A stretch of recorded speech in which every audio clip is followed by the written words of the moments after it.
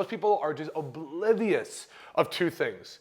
Their overall vibe, their nonverbals, and their positioning.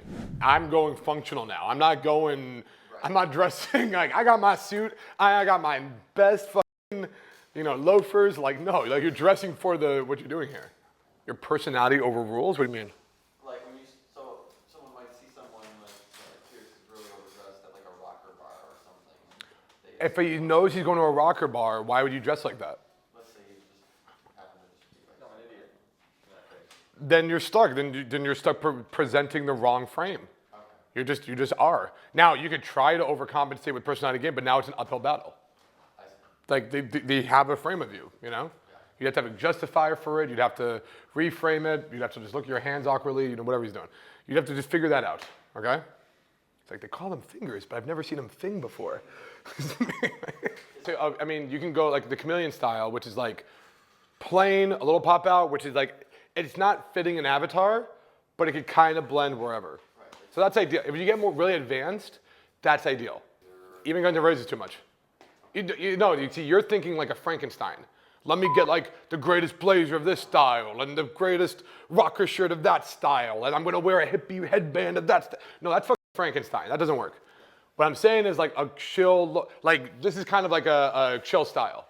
Yeah. Other than the necklace, which is like a trinket. If it was just a shirt, this could go anywhere. Maybe he's rocker. Maybe he's going into more like business professional. We don't know. He's kind of like he hasn't picked an avatar yet. It's just he can chameleonize.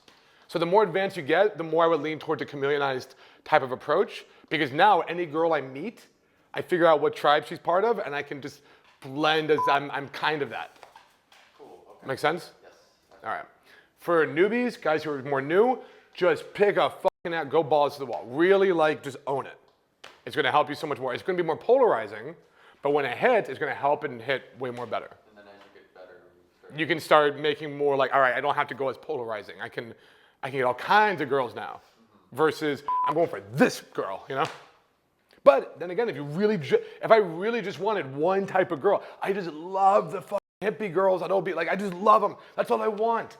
Then I would polarize to that. I would dress like that. What kind of guys do they get with? How do they dress? I'm gonna just dress like that, but slightly better. All right, eye contact. Why is eye contact so important? Eye contact is so important because it is the window to our souls. No, eye contact is important because it signals all kinds of right things. It signals confidence. It signals deceit.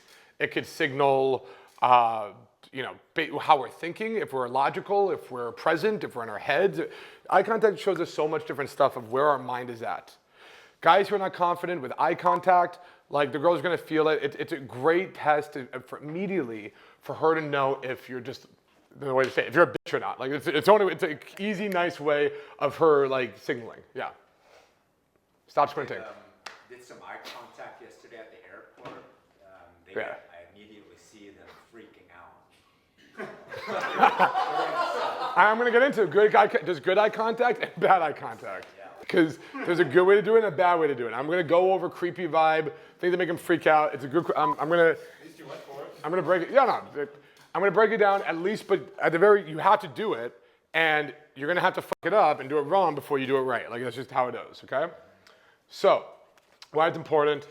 At the end of the day, all this stuff I'm gonna be teaching you right now, eye contact, body language, tonality, non-verbal beats the shit out of verbal every time.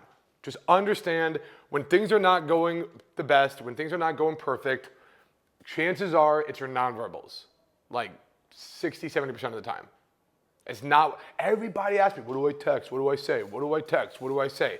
Not, hey, am I coming off right? How's my vibe?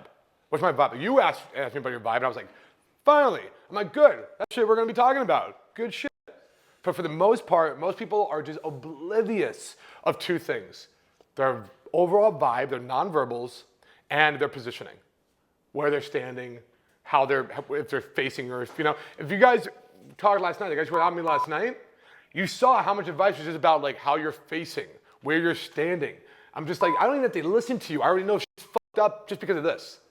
I don't have to hear what you're saying. I can see your vibe. I can see how you're presenting. You're fucking in your head. I can see it. Right? You're swaying around. You're giving her way too much interest by facing her. But we don't think about this. We think about, oh, did I say that real fucking money thing that I asked that major question, it is irrelevant. If this is the girl, I'm just like, I just talk to him like this the whole time. Okay? I can say the most money thing in the world. If I'm just like this the whole time, all right? Everything about what I'm doing is fucking stupid.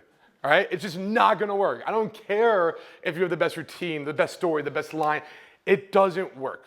Right? Yeah, this might be too much of a niche question, if so we can break it off later, but like, I really know I struggle with maybe sometimes girls' validation that like, even if I lock out, I'm cognizant of where my feet are facing, shoulders are back and relaxed, you know, making appropriate eye contact at the right time, you know. In the beginning, but like some girls don't invest it, I'm like, fuck, like, I guess my verbals aren't good, but I know my non-verbal is solid right now, so what the fuck is wrong? It's like, it's not hooking. you gotta realize this is a game of probability.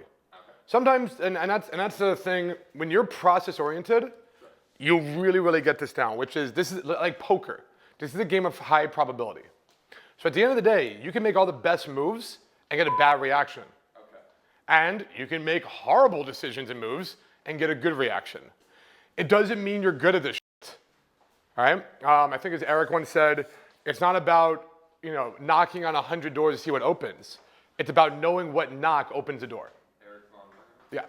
Yeah, that's trying to understand. When you go out, if you're playing poker, right?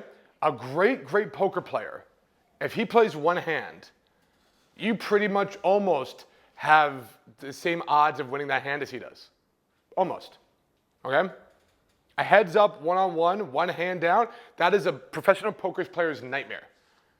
Now, round table, and we got 5 hours, he will destroy you. Over time, consistent, good moves. Probabilities more on his side. Every single hand. Again and again, he's gonna make those correct moves. So you have to realize, if you're making a good move, it's not about this one girl. Stop, expand your mind and go more macro here.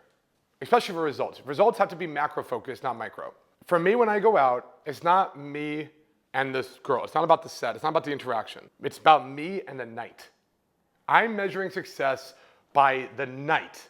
It's basically like a poker player going, it's not about this one hand. How did I play in this whole game, in this whole tournament? How did I do? That's how I look, yeah. Right, I mean, you could have again, you can enjoy the results and whatnot, but ideally, you guys are gonna be all process oriented, which means you're seeing that there's a pattern of what works and what doesn't, you're figuring it out. And then even if you're really good at being process oriented when you get a great result from a woman, but you played sloppy game and you're like mad about it. You don't care that she texts you back or you got late or whatever. You're like upset with yourself. You're like, I'm just f***ing it. Yeah, you're like, get out of my bed. Just stop. This is stupid. Or the vice versa, a girl treats you like shit. Nothing works. She's just not into it at all. But you played a perfect game. You're like, whatever. I did it all right. I was good. I did fucking money. I don't know what I could have done differently in that set. That is an oddity. And you're fine. It doesn't bother you at all because you played the right move. If you're playing poker and the move says go all in, with this hand, with this pot, the move is go all in. You go all in, and then the guy beats you and you're out, you feel no shame. You have to realize that is a 1 out of 10 times that some guy has that hand that beats me. That is an absurdity. I know I did the right move. You know what? Well played. Good. He was lucky this time, but every other time I'm in that situation, I cannot let emotion dictate this. I have to do that exact same move again next time. So you shift the focus from like how she reacted to, okay, did I open, did I lead, did I escalate, did I isolate? Did I do the steps I knew I should have done that only I can control? Kind of. It's data point analysis. All right. So this would be how good things were. So this is like time. And this would be like effectiveness, right? And ideally, every interaction is like, low effectiveness. Ideally, it should be like this. Is your chart. All right. So at the end of the day, each one of these is like an interaction, all right? They're just data points. Now, what I realize, really effective stuff usually has more time, and these kind of moves are the best, right? I just see that. These moves, it gets more and more effective as I go up. Yet early stuff, there's outliers. Like anything with stats are outliers. That's an outlier, that's an outlier, that's an outlier. The curve very clearly goes like this. We see that, right? So if I've seen enough of this information and realize with time I can do more effective stuff. So let's say this whole thing is about being sexual. It's a perfect example, okay? When to be sexual. Everything here is introducing sexuality early on. This is later on. As more time goes on with interaction, I've just noticed by priming her, I can be more sexual with her, okay? However, like I switch to very direct. I show more interest in her.